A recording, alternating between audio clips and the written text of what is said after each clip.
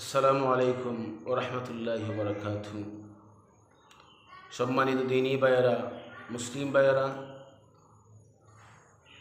আজকে আপনাদের সম্মুখে যে একটি মাসালা উল্লেখ করব, মাসালাটি হচ্ছে অনেক সময় আমরা নামাজের মধ্যে কিংবা মসজিদের মধ্যে আঙ্গুল ফুটাই, এক হাতের আঙ্গুলগুলো অন্য হাতের ভিতরে ঢুকিয়ে আমরা আঙ্গুল ফুটানোর চেষ্টা করি বা আঙ্গুল ফুটিয়ে ফেলি।